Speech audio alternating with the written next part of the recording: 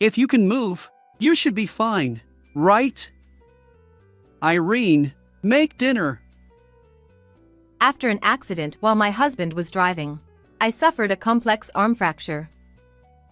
Despite still having my arm in a cast, my husband forcibly discharged me from the hospital, and he callously demanded that I cook. I understand. However, despite my response, my swollen and painful arm continued to worsen. What should I do? I'm even breaking into a sweat. Even if I wanted to seek advice, my husband, who had been drinking, was now loudly snoring. I contacted my mother, who promptly took me to the hospital. Emergency surgery was immediately scheduled. And after that surgery, I passed away. My name is Irene, and I'm 30 years old. I work as a full-time employee while also managing household chores as a housewife.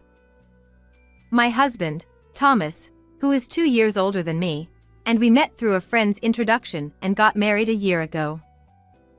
We live a childless life together. Thomas works for a cosmetics company and seems dedicated to his job, but at home, he does nothing. He firmly believes in traditional gender roles, often saying, "Housework is a woman's job." Growing up, my mother handled all household tasks, so I assumed it was normal. However, I've witnessed his overbearing behavior on several occasions. One such incident occurred when my friend Maria, who couldn't attend our wedding due to work, came to celebrate at our house. I informed Thomas in advance, but unexpectedly, he canceled his plans and lounged around the house as if it were any other day. I need to clean up before Maria gets here. Can you stay in the bedroom while I do that? His response was far from cooperative. What? Why should I follow your instructions? How I spend my time in my own house is my business. Despite my pleas, he remained glued to the TV, complaining even about the noise from the vacuum cleaner. While he was in the bathroom, I hurriedly cleaned up and managed to finish the preparations by the scheduled time. Then, I welcomed my friend inside. Nice to meet you, Mr. Thomas. I'm Maria, Irene's friend from high school. I apologize for not being able to attend the wedding. Yeah.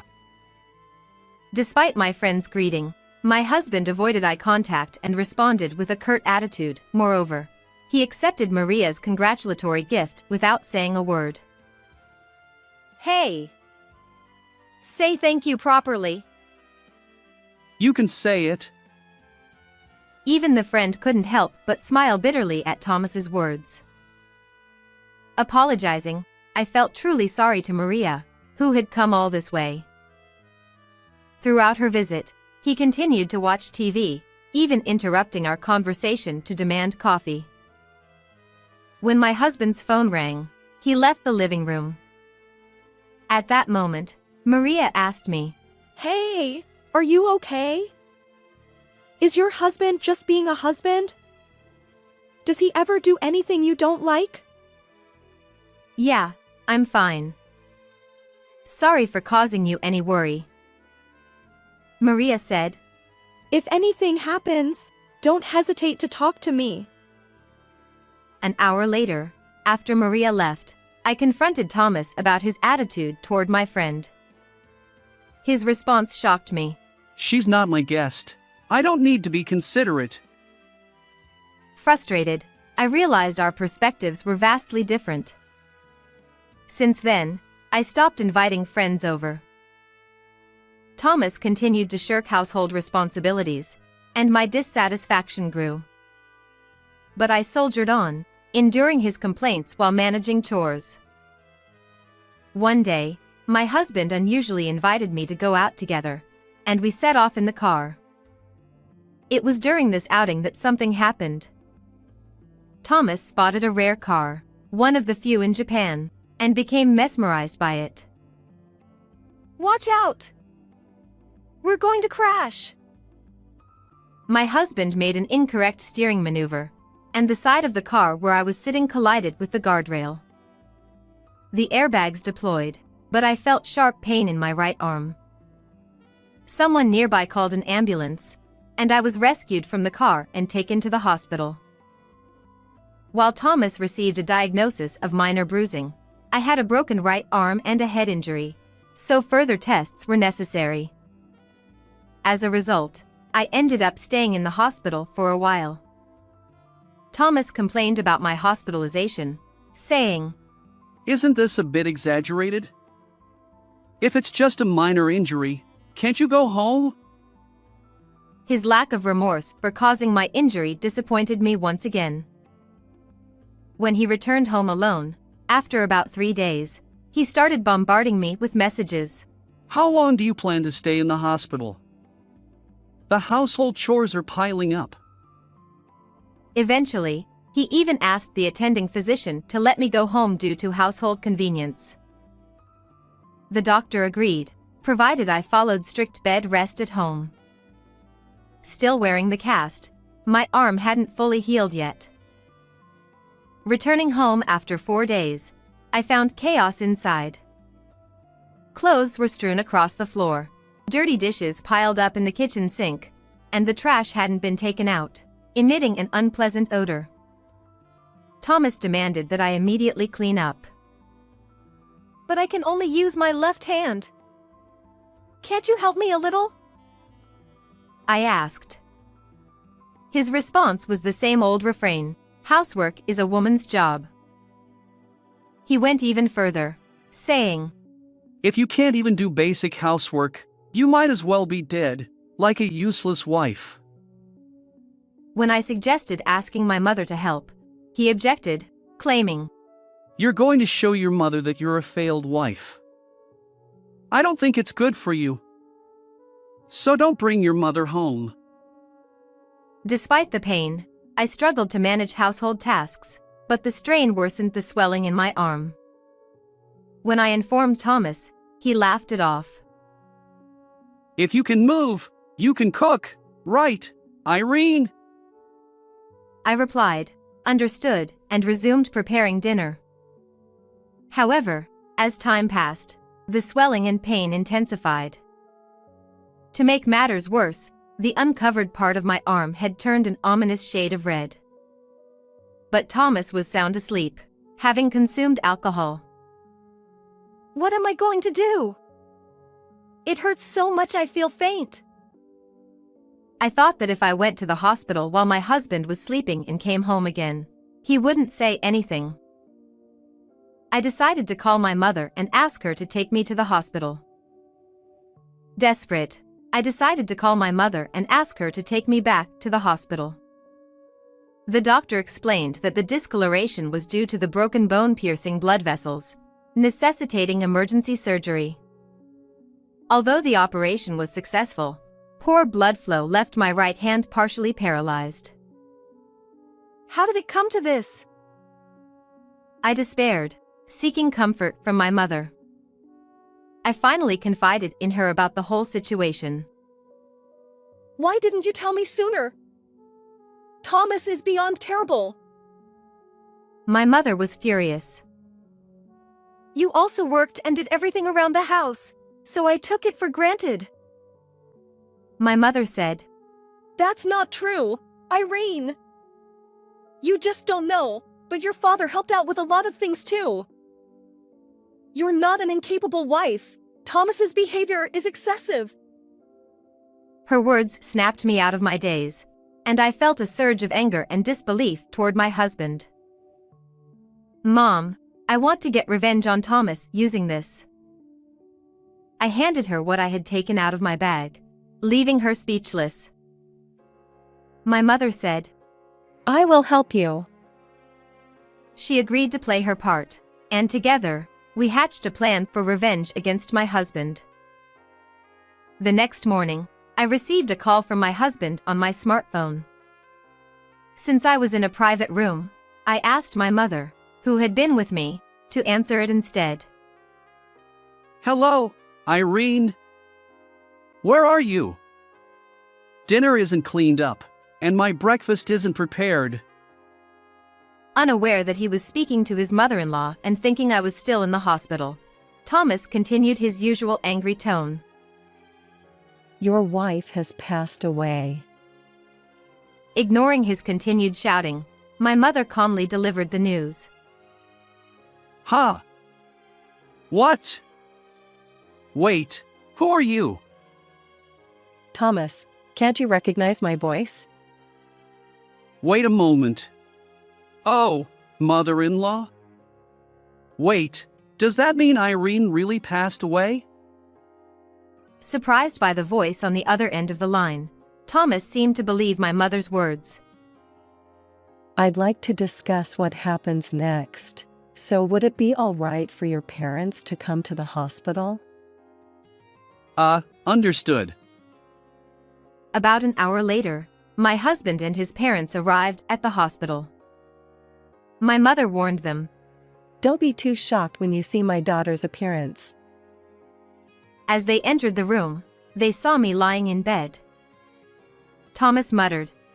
Why? You were moving around just fine yesterday. My parents-in-laws were equally speechless. Irene, everyone has come to see you. My mother-in-law came running to my mother, who was lying on her face at my bedside, calling my name. My mother-in-law, silently crying, began comforting my mother. Mother-in-law, I'm sorry. Despite my intention to punish my husband, deceiving my parents-in-laws pained me. But there was no other choice. We can't keep grieving forever. We need to decide what to do next. Yes, we should properly bid farewell to Irene. But why did this sudden situation occur? When my father-in-law asked, my mother took a deep breath and began explaining. Well, it seems Thomas did something terrible to my daughter. What? Our son? Hey, Thomas, is this true? Huh? That can't be. Wait, mother-in-law, what are you saying? Stop making baseless accusations. Thomas's tone grew increasingly aggressive. My mother said, That's not a false accusation. That's what Irene told me. My husband said, Irene's story is not enough proof. Thomas's tone was getting rougher and rougher. Confused, my parents-in-law looked from one person to another. There's evidence. My mother said. The three of them turned toward her, surprised. It seems Thomas did many cruel things to Irene, so there's a lot I want to say. Taking her cue, I slowly sat up, cradling my arm. My disheveled appearance resembled a ghost from a movie. Whoa! A ghost! Wait, did you come back to life? Dad! Mom! Can you see her too? Thomas, on the verge of tears, sought confirmation from his parents, who were too stunned to speak. You're the reason I died. I won't forget what you did to me. I'll never forgive you. I stood up and confronted him. Help, please. I'm sorry. Forgive me. Thomas, crying, clasped his hands together and stumbled backward, collapsing. How pitiful, I murmured. His usual domineering demeanor seemed like a lie. I wanted to continue intimidating him, but Thomas seemed to realize something. Wait, you're alive? You're really alive, right? As soon as he realized the truth, my husband came to me and my mother, saying, You're such an asshole for lying that you died. We never lied to you. Irene even had to have surgery because you pushed her too hard. What the hell did I do? Irene. She. Mother burst into tears, pleading hard with Thomas. Thank you, Mom. I'll tell the rest myself. It's okay. Yeah, I'm sorry. You forced me to do housework and my broken bone broke through a blood vessel. I had surgery. I was left paralyzed. Paralysis? But that doesn't mean she's dead. Come on, Dad, Mom, you don't believe this, do you? Husband, while visibly upset, blamed me and sought agreement from his parents. However, both of them remained silent, refusing to respond to Thomas's inquiry. My mother never said I was dead, did she? She said your wife died. So it means the same thing, doesn't it? Instead of arguing, just apologize for lying. Because of the lingering paralysis, I can't perform household chores to your satisfaction, so I'm considered dead as a wife. Besides, you're the one who said it in the first place. He must have felt guilty upon hearing those words. He stopped arguing and fell silent. Dear father-in-law, dear mother-in-law, I apologize for deceiving you. Both of them responded.